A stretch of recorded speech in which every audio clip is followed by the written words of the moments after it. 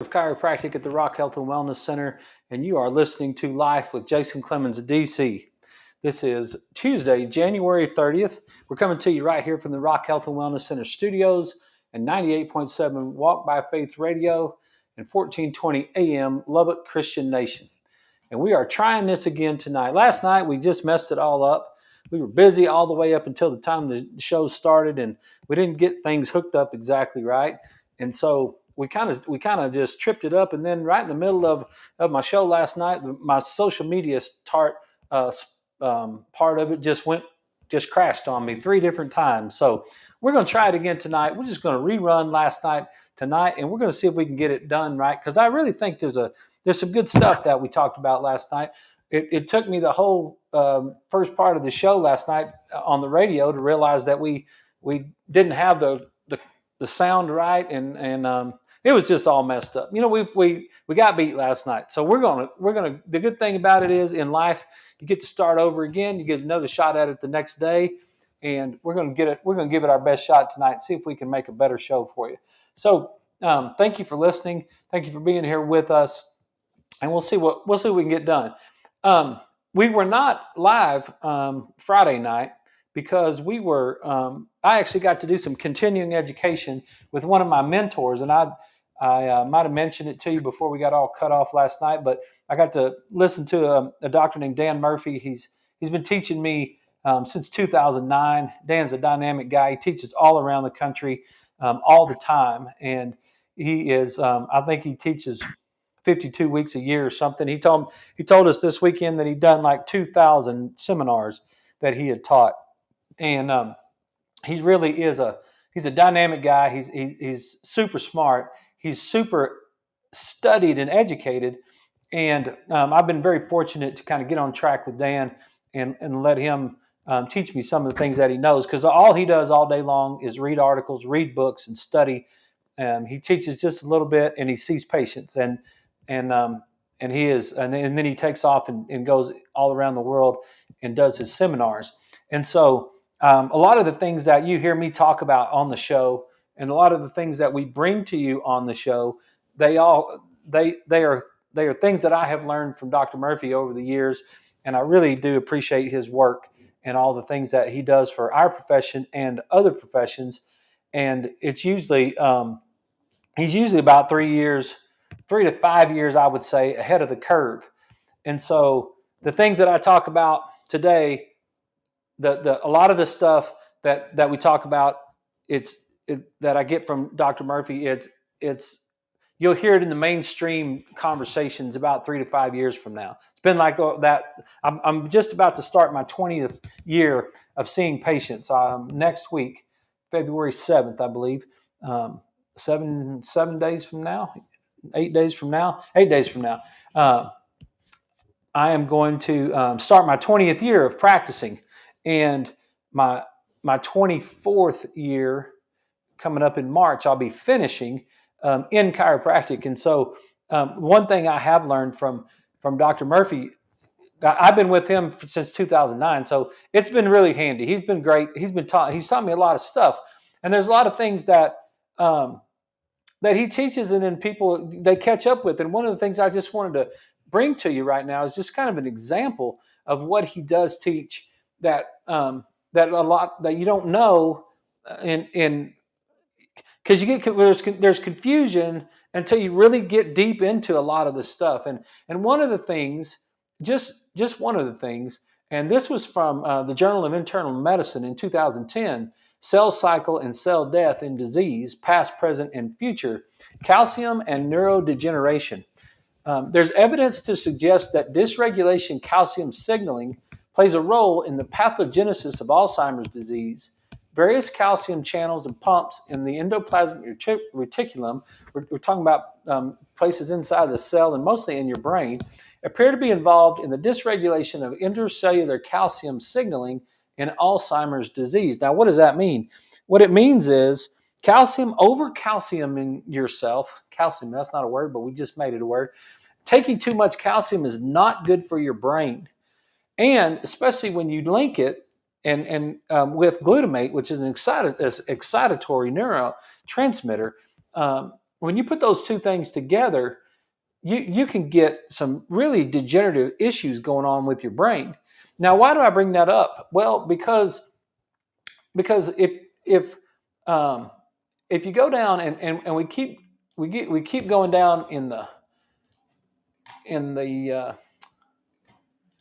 articles here, if you take calcium to strengthen your bones and you already have an excess of calcium in your body, you are signaling your own death warrant.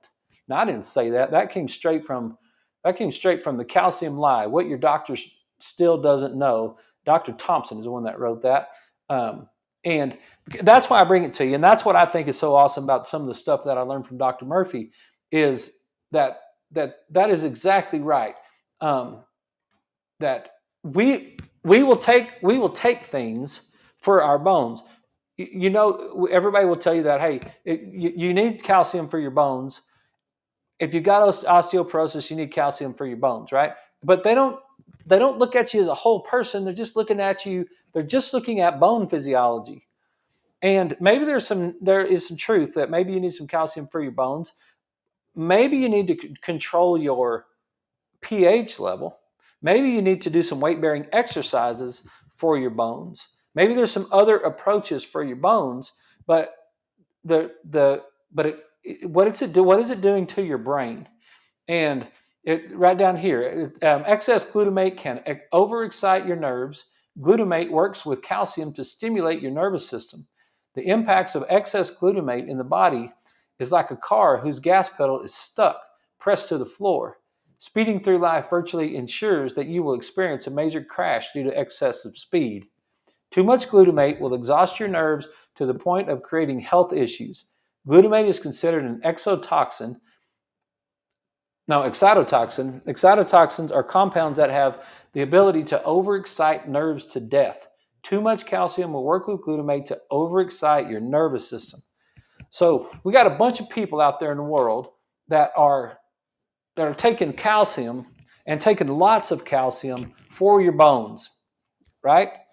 While you're doing that, you're creating you possibly could be creating some Alzheimer's disease and some dementia. And that might be something that you've never heard before, right? So those are things, that's an example of some of the things that I learned when I listened to Dr. Murphy, is because I'm getting what will happen now, what you'll start to hear 3 to 5 years from now is how bad too much calcium is for your brain and what detrimental effects that calcium has when you're over calciuming yourself. So just so you know that. If you're out there, you're taking calcium, you're taking too much calcium, you might just consider that might not be the best way to handle overall health and wellness. We don't look at you as a part, we look at you as a whole. And looking at you as a whole is crucial for you and your health. That's one of the things that we do every single day, that to try to make sure that we're looking at all of you, not just parts of you. And man, in today's medicine, it's crazy the way that works. I had a conversation with my patient today. She took one of my patients today. She took one of her best friends that she's known for 40 years or something. They've been best friends, and this lady's got kidney disease, and she was almost passed out. She had to take her to the doctor and basically carry her in the doctor's office, and she sat in there with her because the lady was concerned that she might not remember everything that the doctor told her. She's a widow. She's in her 70s, and she needed a friend. So my patient went with her, and she was talking to the doctor about why all this is happening to her, and why she's, because her numbers are good. Why is she not doing well? Why are her legs so weak? And the doctor said to her, there's a couple things the doctor said to her. Number one, the doctor explained to her that he felt like she was way over medicated. That was one of the things, that this patient was taking too many medications. And then the second thing was that she's on a statin drug, and that sometimes a statin drug can make you have muscle problems and weak muscles. And I told my patient, I was like, yeah, you should talk to your medical doctor about statin drugs. You should really, and then I broke down with her. I can't put a person on or take a person off of statin drugs, right? It's not within my scope of practice in the state of Texas. But I can sure enough explain to you why your HDLs go up and why your triglycerides go down, and that's what you want. And I can explain to you what the mechanism is that causes that to happen. And I can explain to you how it affects you from a health and wellness standpoint. And I can tie it back to that subluxation, which means interference in your nervous system. And that does make it within my scope of practice. So we did have that conversation today. But it was interesting that the medical doctor said that. And that's what happens a lot of times, right? Because you got 4 or 5 different specialists that you go to see, and everybody gives you a drug, and nobody's quarterbacking that thing. Nobody is making sure that you're not overdosing on drugs. And now you've got this crazy experiment going on in your body that can be causing you some side effects. Well, the same things can happen in supplements. The same things can, if you're not careful, you can take the wrong supplement. You can take the right supplement for the wrong reason, or you can take the right supplement for one reason and it may be completely counterproductive in another area. So just some food for thought for you right there. Just some thought about looking at yourself as a whole person and getting some proper care that you need as a whole person. So just wanted to throw that out at you. Another great sentence that was said to me today, and I don't think I've actually said this sentence on the show, but Leslie and I, we came up to the office this morning and we worked out and we were headed home, and there's a main street right here in Lubbock, right here next to our office, 82nd Street. And so we were crossing 82nd Street to head to the house, and there's a pothole. Every time it rains, there's a pothole that develops right there in that intersection at 82nd and Iola. And it's right there and we have to dodge that pothole every time it rains, and then it takes a little while before they get it fixed. Well, Leslie said we were going right there, and she said something to the effect, man, it sure is hard to keep that thing filled up. And I just looked at her because I look for those sentences that might be good for the show, right? So I looked at her and I said, I got to talk about that tonight on the radio. And she said that there's a pothole. She said that there's a pothole in the street that is hard to keep filled up. And I was like, no, that's not it. What I brought to mind to me was about how once you alter the original, once you take the original situation and you alter the original and you create some sort of damage along the way, or you create a weakness. And the sentence that came to mind was, a chain will break at its weakest link, right? You pull on a chain, and the place that has the weakest link in that chain is where you're going to bust that chain. Well, the same things happen in our bodies when it comes to our subluxation patterns. The way that we subluxate in patterns, and we subluxate in patterns sometimes based on injury that we've had somewhere along the way. So if we've created some sort of weakness or malfunction in our system, then it's really easy to tend to trip that same pathway over and over again when we get stressed out. So some people, it's like, oh, my right shoulder. It's just like every time you get stressed out, you just feel the same. You feel that it's like right there. It's like that knot that's right there in my shoulder, right? That's something that is very common. So for somebody else, it may be your low back on the left. For somebody else, it might be something like right between your shoulder blades. Like you just can't seem to get that area to function properly. And you might not have ever been told that before, and you might not ever had that explained to you before. But when you start to get stressed, you kind of tend to you subluxate in patterns, and then that stress response, it's like that pothole. Once we start that injury right there in the street, then it doesn't matter how. It's like, man, every time we try to fix it, we just can't. As soon as the rains come, there we go again. We got that same pothole in the same spot. It's not in the other lane when you're coming in the other direction. It's not across the street in the other side. It's just that one particular spot that kind of trips you up. So I thought that was a good thought that Leslie brought up this morning, and so I thought I wanted to share that with you, and so that because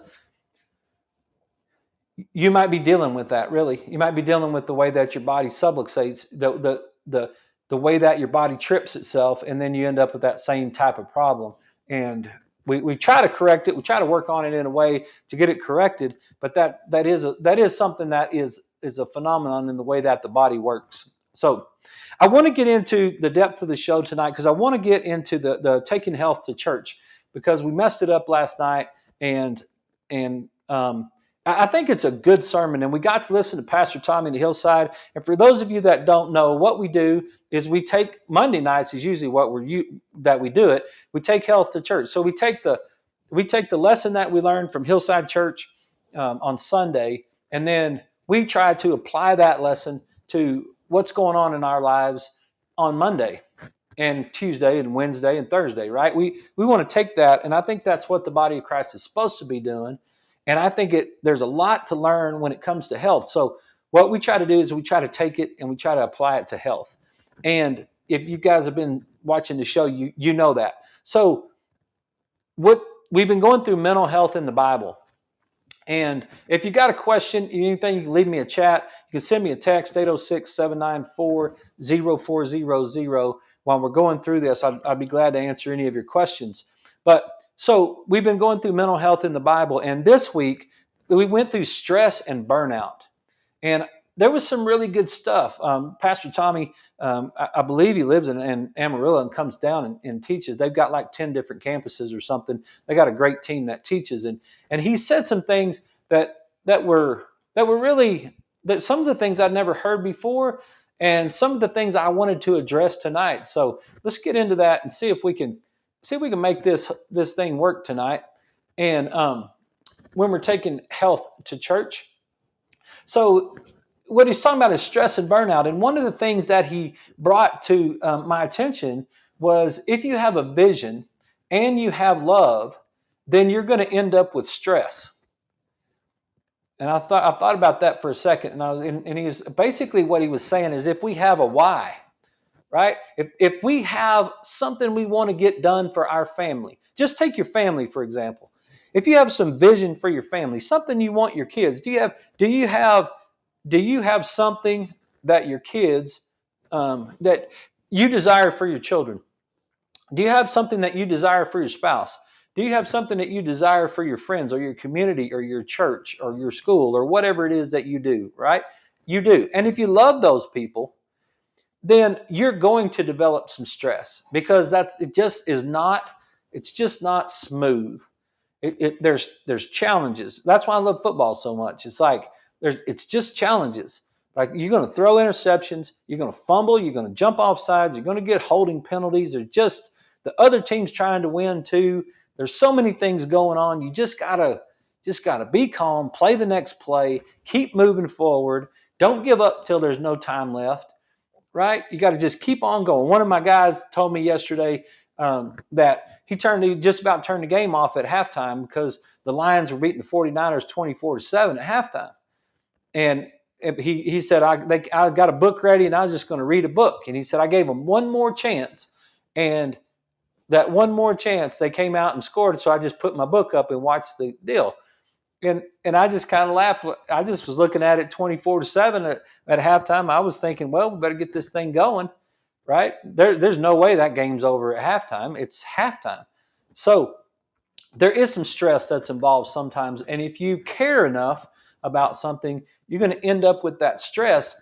And if you get too much stress, you're going to end up with burnout.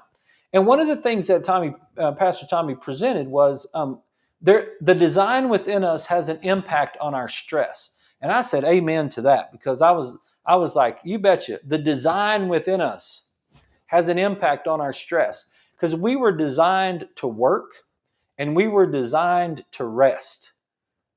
Both of those things were designed. We were designed to move. This is a body that is capable of movement. This is a body that's capable of work. And it's important. If you want the system to work properly, you want the body to express itself properly. What we like to call is health.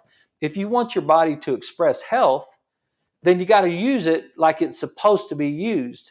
You got to do the things with your body that your body requires to express health. And one of them is to work. And the other one is to rest. Those two things they're just crucial when it comes to the way that your body works. Avoiding work or rest is unhealthy. And from a spiritual standpoint, Tommy broke it down. He did a great job with it to try to explain those two things. From a physical standpoint, we do that every single night on the show. There is a design within us that has to do with our stress. The one thing that I wrote down in my notes during the sermon was definitions and strategies. And that's the first thing that came to my mind was, it has a lot to do with how we define the stress. It's and how we define the work. Do we define the work as negative? Or do we define the work as positive? Or do we just define the work as neutral? Right? That's going to change the way that it has the impact on our stress. A lot of people look at my schedule and they think, dude, you're going to kill yourself. This is crazy. Like, why do you start like 5:40 in the morning teaching fitness classes and you go all the way till 7:05 at night and then you go home and get some supper and then usually do some sort of reading or studying or something at night? Like, it's like, man, that's a lot of hours. Well, it depends really, and I'll show you a slide and I'll back it up spiritually. It kind of depends on how you define it and when you do it in certain times of life. My kids are grown. There's nothing for me to do at home. I work with Leslie. She's been here all day with me. She likes to have a little break and decompress just a little bit. And I actually had a patient today. I was talking to another patient about a bulging disc and how a disc works and how you got to get up on it and you got to get up and back on the back side of that disc. And when I went around to the other side, that patient said, you should be a teacher. And I said, well, yeah, that's what doctor means. Doctor means teacher. And he's like, no, you should be like the teacher of the universe. I thought that was great. I said, okay, I'll take that job. I'll be the teacher of the universe. That'll be great. And he was like, I said, it probably pays well, right? I mean, if you're the teacher of the universe, you probably get paid a lot of money. I'm not opposed to that. But if you're operating within your gift and it really is something that you have passion for and you define this as something that it's somewhat of rest when you get in the middle of it, then you're better off with the way that affects you. If you have a job that you don't necessarily like, then yes, we've got some specific things that we should follow. And this is what Tommy broke down for us about how we should follow them. Or if we don't follow them properly, we'll end up with burnout. And he defined burnout as a physiological syndrome emerging as a prolonged response to chronic stressors on the job. So if you have a prolonged response to chronic interpersonal stressors on the job, that can give you burnout. And there's three key dimensions to burnout. Number one is overwhelming exhaustion. If you're feeling an overwhelming exhaustion, you may be burned out, right? Number two, feeling of cynicism and detachment from the job. You just don't really care. You start to justify things and what you're doing, and you're not really into it, right? And the third one is a sense of ineffectiveness and lack of accomplishment. It's like no matter how hard you try, you don't feel like you're getting anything done, and you can't get anything accomplished, and it wears on you and wears on you, right? So let's talk about burnout from some spiritual things, and we'll see if we can tie it back into health. So we know it's pretty obvious what the sins of avoiding work are, right? When we try to avoid work, You don't get to eat, right? You can't pay your bills. Everybody knows that. Hey, that's not the way it works, right? That takes me back to that lion and the gazelle or whatever in Africa. That every day the lion wakes up knowing he has to outrun the slowest gazelle in order to survive, and the gazelle wakes up knowing it has to outrun the fastest lion to survive. And the moral of the story is it doesn't make any difference if you're a lion or a gazelle. When the sun comes up, you got to get running, right? That's the life. That's life right there. So we know with that already. But let's talk about some of the sins of avoiding rest and what exactly is that we're doing. And Tommy broke it down in 4 words: control, fear, pride, and idolatry. And that's why we avoid rest sometimes, because we're on those 4 words. And the scripture that went along with it is, remember the Sabbath day by keeping it holy. 6 days you shall labor and do all your work, but the 7th day is a Sabbath day to the Lord your God. On it you shall not work.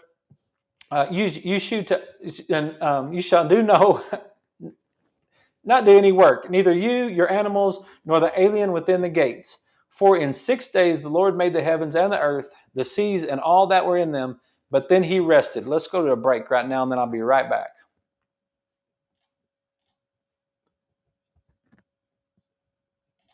Sometimes I can't hit that break just right.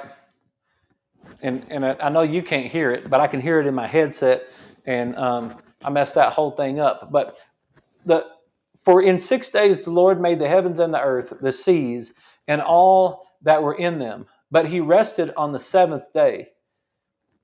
Therefore, the Lord blessed the Sabbath day and made it holy. And one thing that pastor said was, he said that, the Lord rested. He did everything on 6 days, and then he rested on the 7th day. And he made a really big point of that. And he said he didn't rest because he was tired.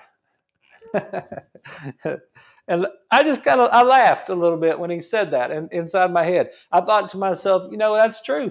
God didn't get tired and then on the 6th day rest. He rested. The story it's told that way because it's trying to teach us something.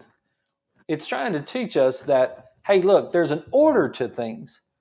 That's one of the things I think about when we talk about health, is that there's an order to things. There, just like Dan's trying to talk about, like there's an order to calcium and glutamate. One of the things that balances calcium and glutamate is magnesium. It blocks that calcium from messing up that cell. So sometimes if we don't have enough magnesium and we over calcium ourselves, we'll end up with a problem. Well, because there is an order, right? There's an order to the way that the universe works. The same exact thing happens to rest. There's an order in rest. That the story goes, he did it all in 6 days and then he rested.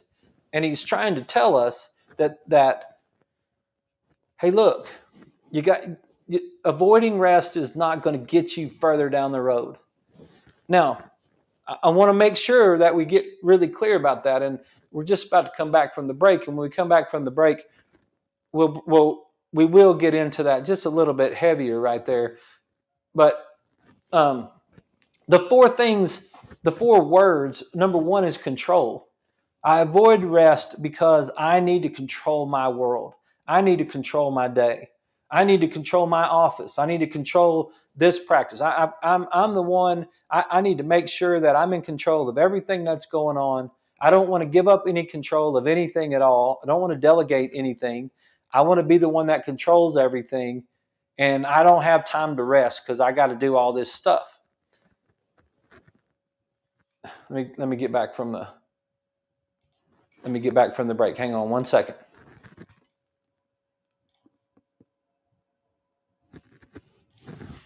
Okay, everybody, we're back. This is Jason Clemmons in Life with Jason Clemmons, DC, and we are talking about Rest. I mean, we're talking about stress and burnout, and we're talking about why we try to avoid rest. And number one is control, and number two is fear. One of the things that keeps us from resting is fear. We're just scared to death that if we stop, we're going to crash. Like we have to do it. We have to be the one that handles it all because no one else is going to handle it, right? We're scared not to do it. And the next one is pride. Now I'm the smartest one here. I'm the only one that has the ability to handle all this stuff. And then my pride gets in the way and I don't get my rest. And then the last one is idolatry. You know, one of the things is we start to worship ourselves. We start to worship our building. We start to worship our practice. We start to worship the money that we're making from working so hard. And then all of a sudden we get things out of control, right? And so remember the Sabbath day by keeping it holy. And I want to throw my 2 cents in on that because there's some physiology that goes along with it. There's the fight or flight response, and there's a rest and recover response. And we can work and be in parasympathetic rest and recover. We don't have to be just in sympathetic and getting ourselves into a burnout situation.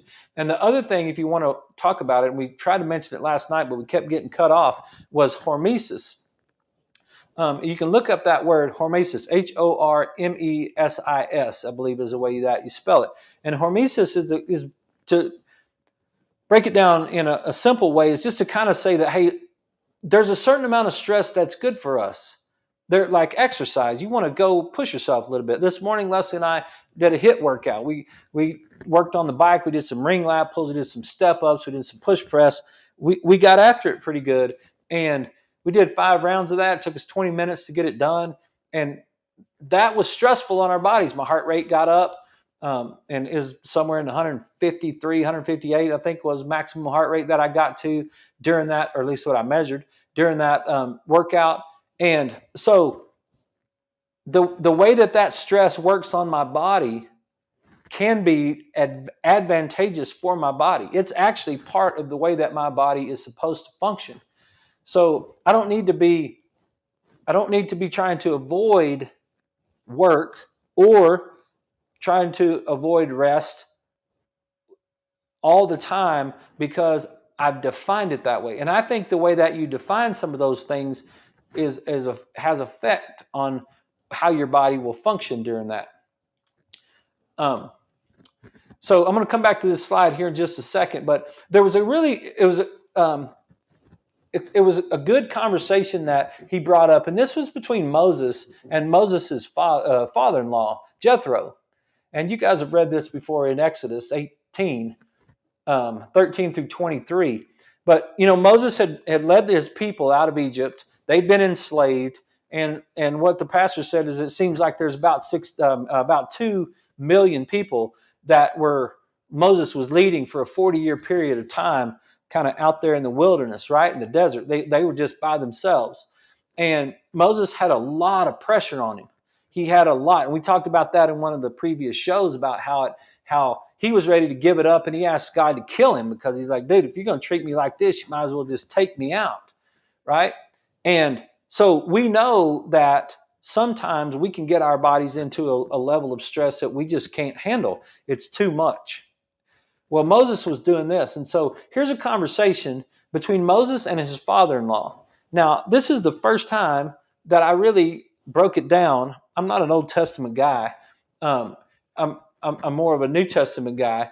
And this is the first time that I really got into, from a teaching standpoint, of listening to what's happening right here.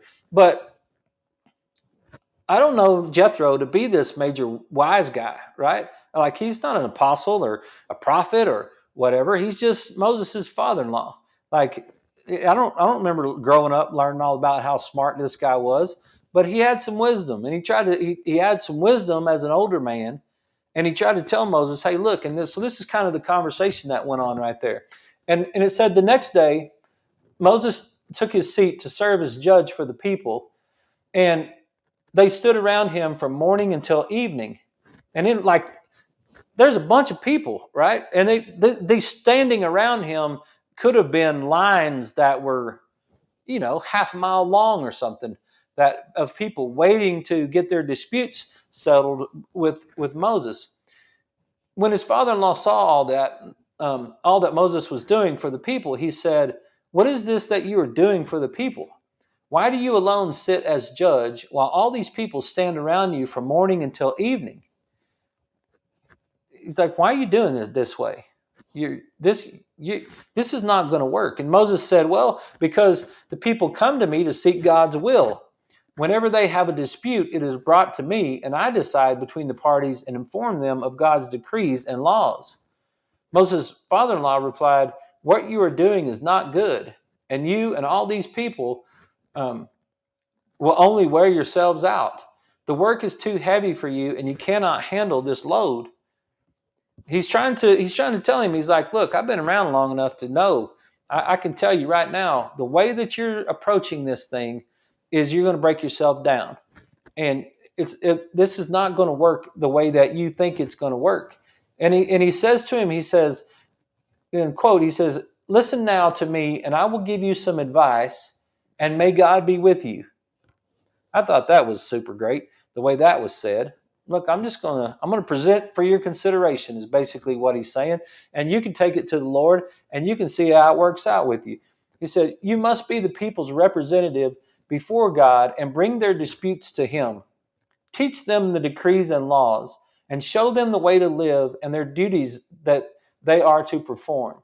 But select capable men from all the people, men who fear God, trustworthy men who hate dishonest gain, and appoint them as officials over thousands, hundreds, fifties, and tens.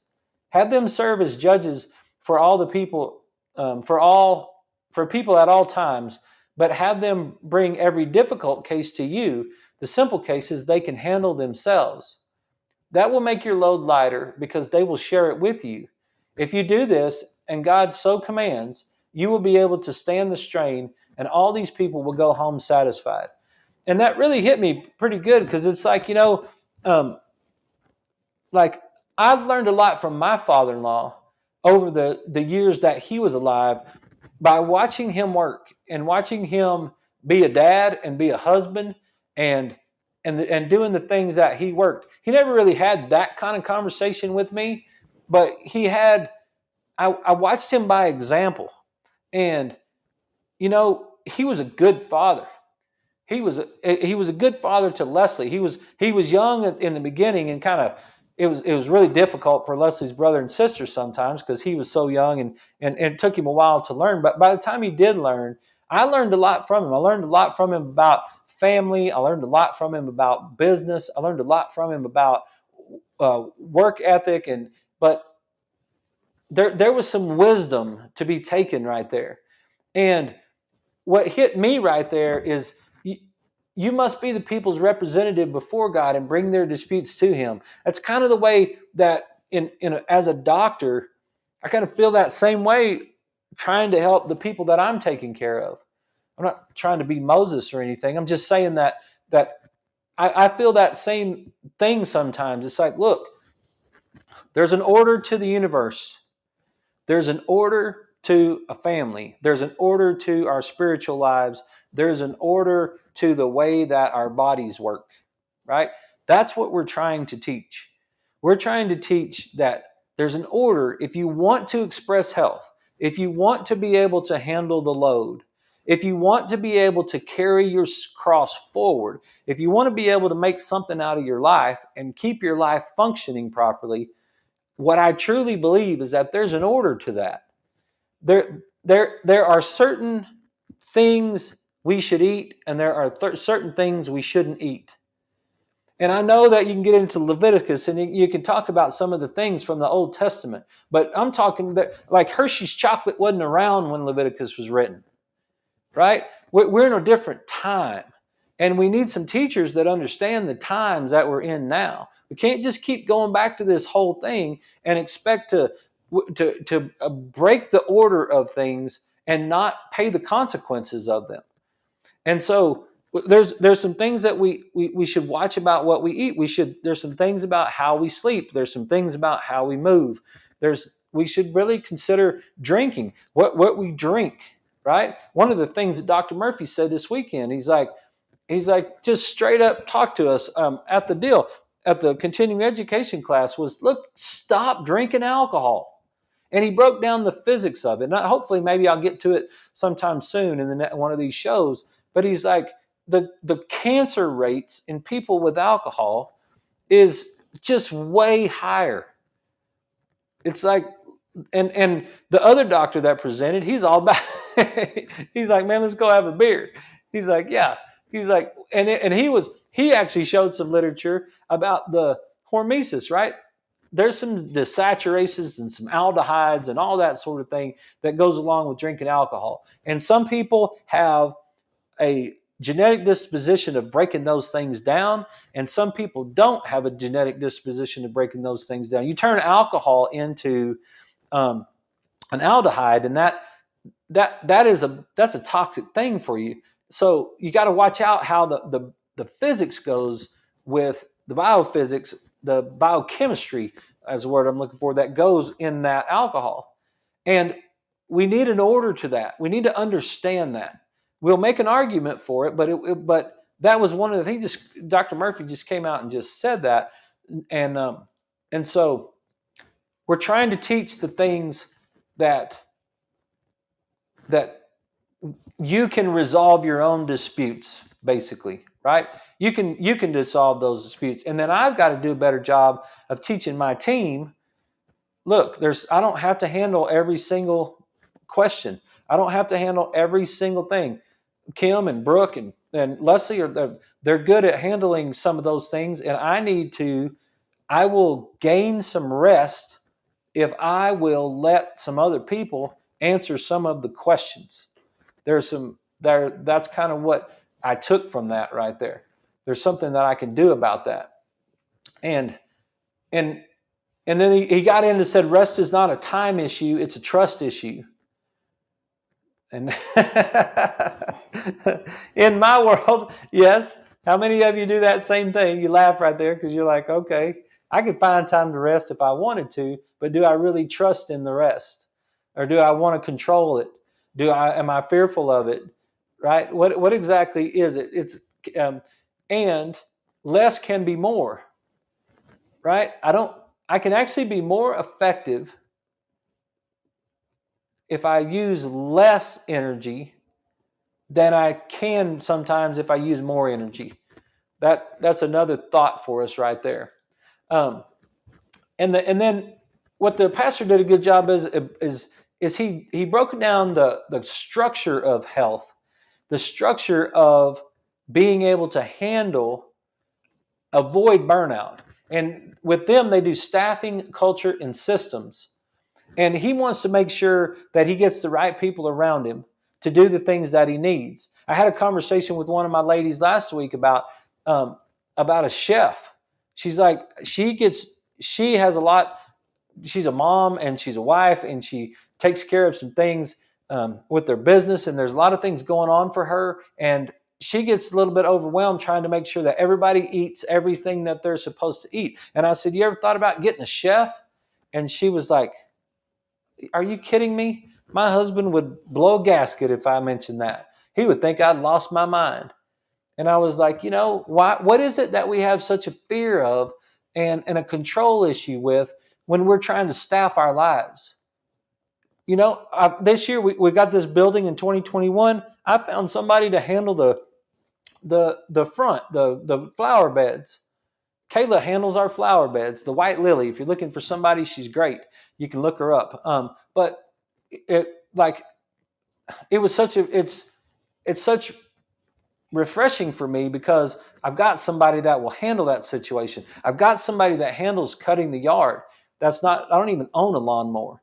I've got somebody in my life to do some of those things, and we can staff our personal lives to give us a little bit more opportunity to operate within our gifts instead of having to do every single thing. That's what I've got to get, is I got to get somebody in here to help me with this show so that we don't have the things shutting off in the middle like we did last night. And we can maybe actually have some editing and some things going on with this show, right?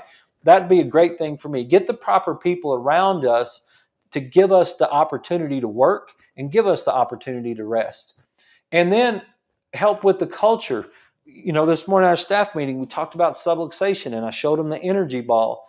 And we were talking about what it is that we're trying to do in our office. We're trying to help as many people as we can detect and correct the interference in their nervous system, because that really does make a big difference. It is the culture that we have inside our office. We want to make sure that we're headed in the right direction.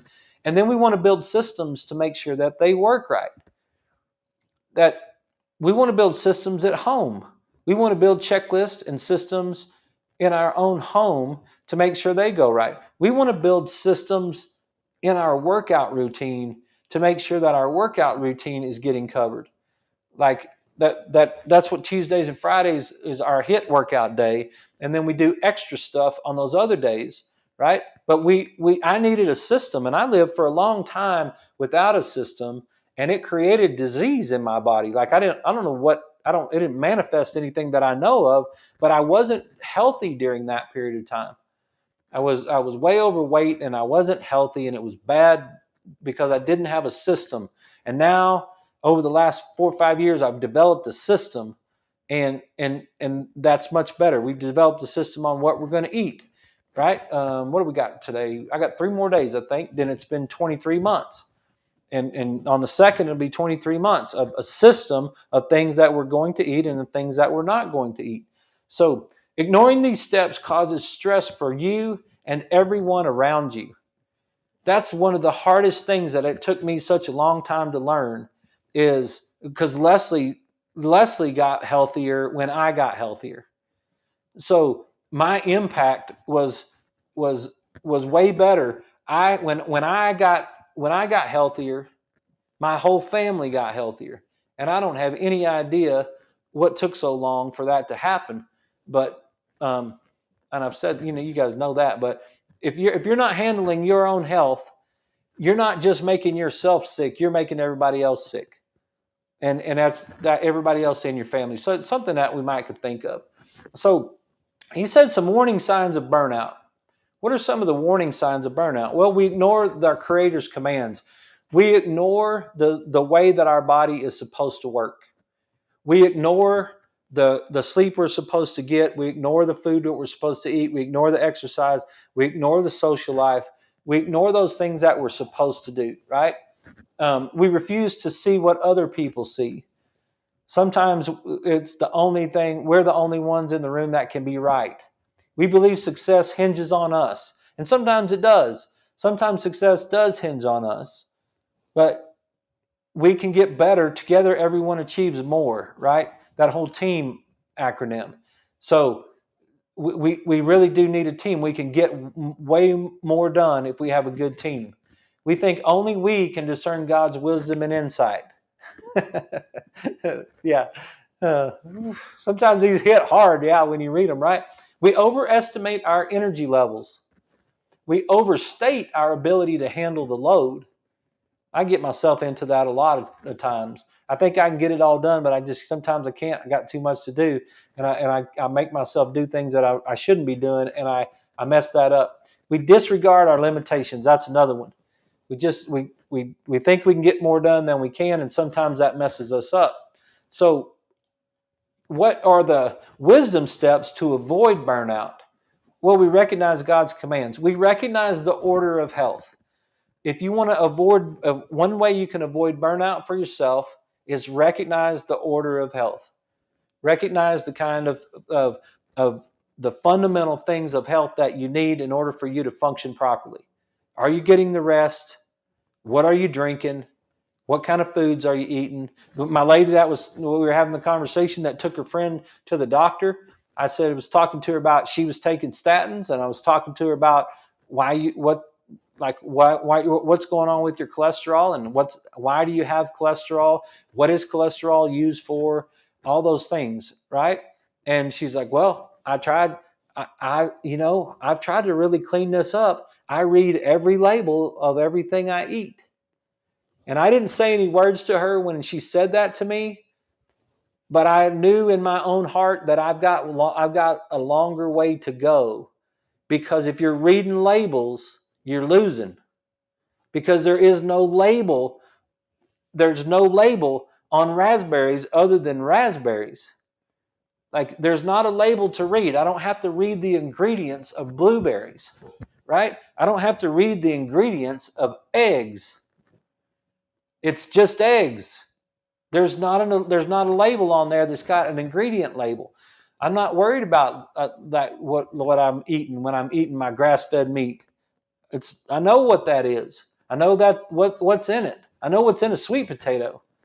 Not all the it's just sweet potato is the point, right? So we recognize those commands. We see what other people see. We listen. I try to listen when someone tells me, "Hey, you look tired today." I'm like, "All right, I'm not tired, but I don't know why I look tired. Maybe I should pay attention to that."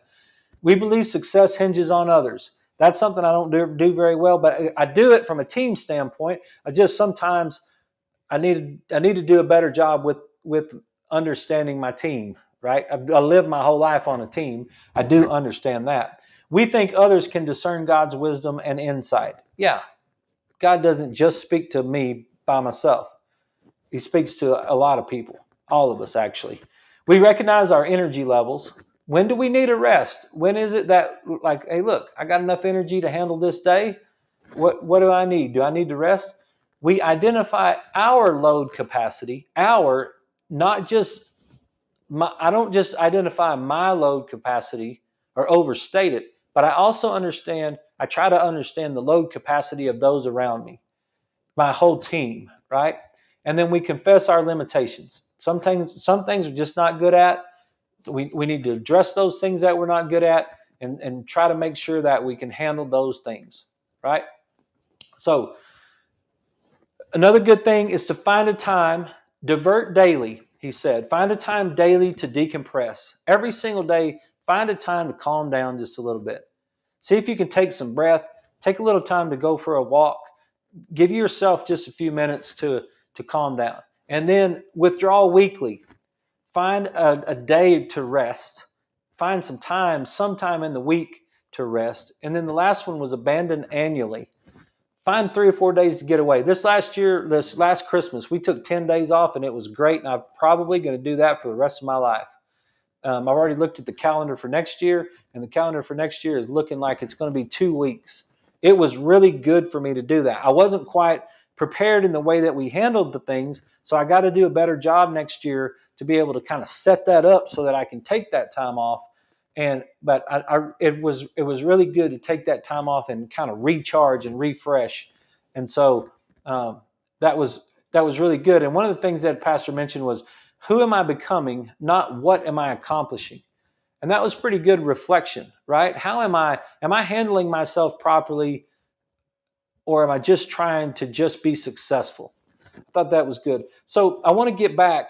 I'm really not going to get too much in this last one. Yeah, I will, because it's great. So Matthew 11, 28 through 30. Come to me, all you who are weary and burdened, and I will give you rest. Take my yoke upon you and learn from me. I am gentle and humble in heart. This is Jesus talking. And you will find rest for your souls. For my yoke is easy and my burden is light. When you follow the pathway that the Lord has put in front of us, it's not that difficult to handle. And it takes me back to this slide in Hebrews. And this is where I think you can manage the difference between working all the time and resting. Today, if you hear his voice, do not harden your hearts. In Hebrews 4:9, there remains then a Sabbath rest for the people of God. For anyone who enters God's rest also rests from his own work, just as God did from his. If you truly believe that your work is the work that God put you on this planet to do, you are resting. That's part of the reason that I feel about what I'm doing right now. This is not my work. This is me trying to be as obedient as I could be to the things that I feel like I've been called to do. And I think you do those same things. You know what those things are that you're supposed to do. You hear that voice in your head. When you're operating in that gift, do not harden your heart. When you hear that voice, today, if you hear his voice, do not harden your heart. Hebrews 4:12. For the Lord of God is living and active, sharper than any double-edged sword. It penetrates even to dividing soul and spirit, joints and marrow. It judges the thoughts and attitudes of the hearts. That right there, the God is living and active. The Word of God, it goes into the joints and marrow. It is inside of our bodies. It is the Word that runs our bodies. It is the way that we manifest health. We follow those rules. We manifest health. We operate within His gift. We operate within our gifts that He gave us, and we rest, and then we work, and it's all one thing all the time. Hope you guys had a great day. I hope everything worked out for you, and I will see you guys tomorrow at 6.